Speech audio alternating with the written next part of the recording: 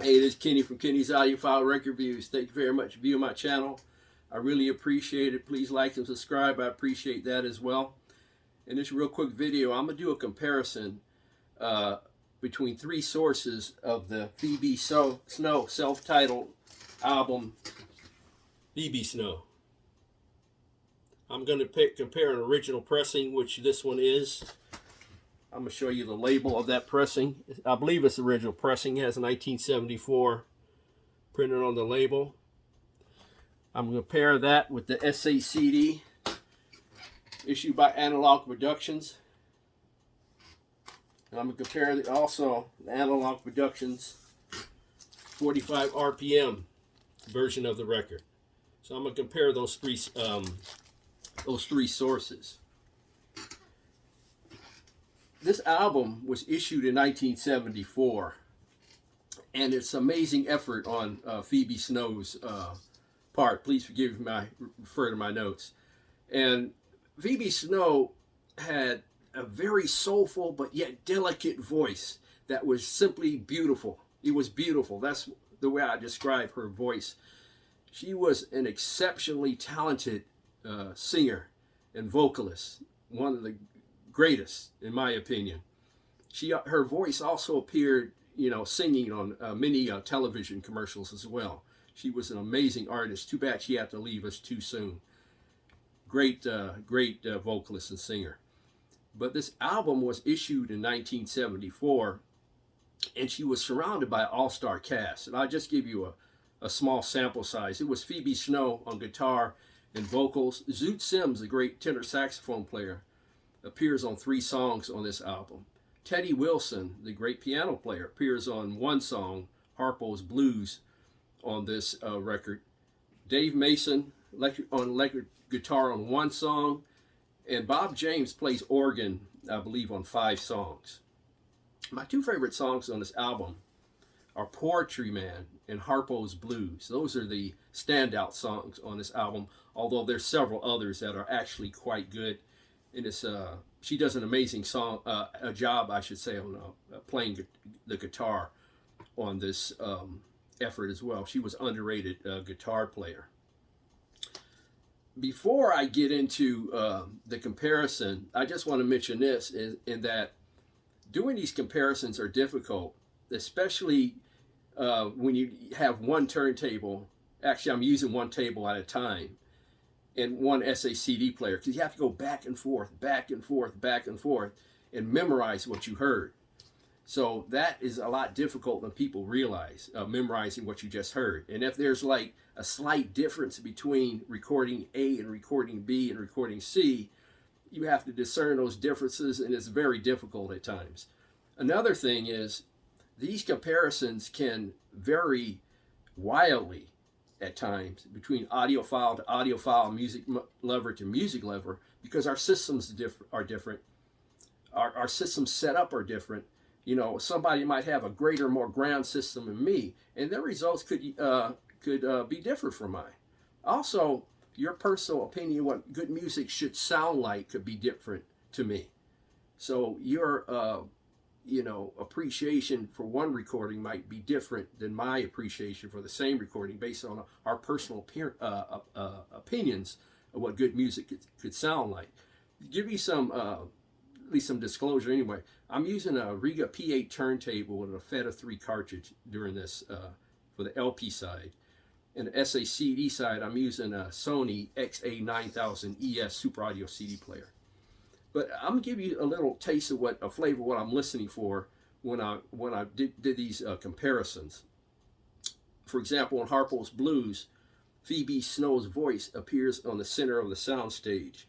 Her guitar is slightly to the left of the center of the soundstage. Zoot Sims appears on Harpo's Blues, and his tenor saxophone is somewhere between the center of the soundstage and the left speaker, at least on my system setup.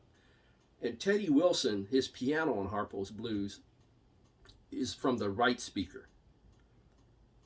In full disclosure, Teddy Wilson's piano on these sources I have didn't sound all that great. It seems, I don't know if it was in the the mastering or the recording or what, but it seemed like his piano could have been a little more detailed and clear to my ears, at least to me, in my opinion. Also on Poetry Man, what I'm listening for is Phoebe Snow's voice, you know, and I think it's around the center of the soundstage, and there's a slight echo or ambience. It goes to the right speaker, and her guitar also appears a little bit to the left of center as well. And Zoot Sims playing the tenor sax a little bit to the right of the center of the soundstage. But I'm listening for those details, placement, three-dimensionality, and ambiance. But I'm a detail person when it comes to recording. I like to listen to these recordings, and I like to hear the detail of these recordings. I like to feel that the musicians are in the room with me. So I'm listening for detail. And those examples I gave you are some of the examples that I'm actually looking for on those recordings and various recordings. Now I'm going to start with this SACD that was issued by Analogue Productions. When I got the CD, I think I got the CD a couple of years ago, and it sit sealed for a long time. I didn't listen to it for a long time for whatever reason. I guess I have other things going on in my life. So I finally opened it. I think it was, sometime this year, before I did this comparison video, and I was blown away by this SACD.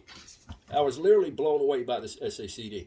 And I looked on the back. Obviously, it's done by Analogue Productions, but it was done at Coherent Audio by Kevin Gray. And I said, oh, well, that's the reason why. You have an amazing,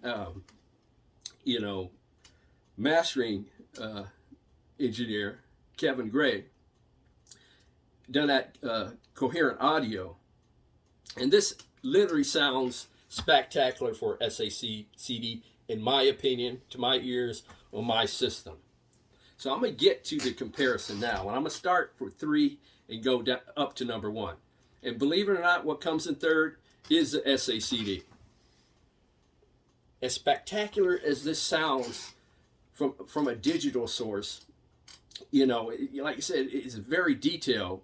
It's just a little bit, it's lacking a little bit less in the depth dimension, more so the detail of the instruments, Phoebe Snow's voice, her guitar, Zoot Sims saxophone playing, I should say, is lacking a little bit in detail compared to the other sources I'm going to compare it to, the 2 LP sources.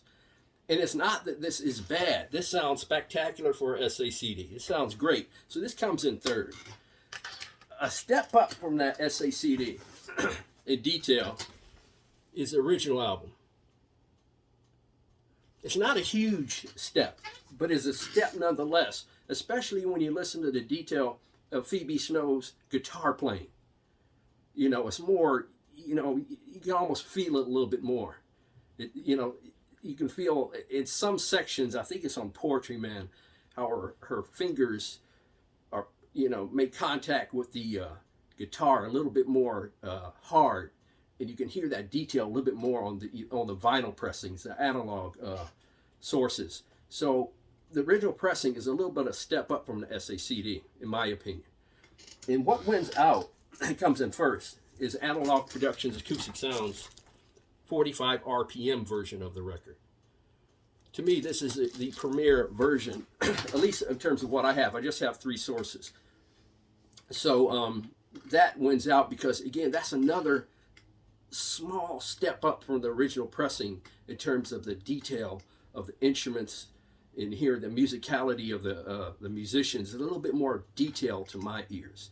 So the Analogue Productions Acoustic Sounds version wins out. However, in this comparison, there's no losers. The SACD sounds great. The original pressing, at least the one I have on my system, my ears, sounds fantastic. And the 45 RPM version by Analogue Productions Acoustic Sounds sounds phenomenal. So those are my comparisons. If I were to judge this album, I give the performance probably an 8.5 and the recording maybe 8. It sounds pretty good. But there's no losers in this comparison. They all sound great. You can leave your comments in the comments section below. Thank you for viewing my channel. Thank you for viewing this comparison video. Please like and subscribe. God bless. Strong love. Peace to all.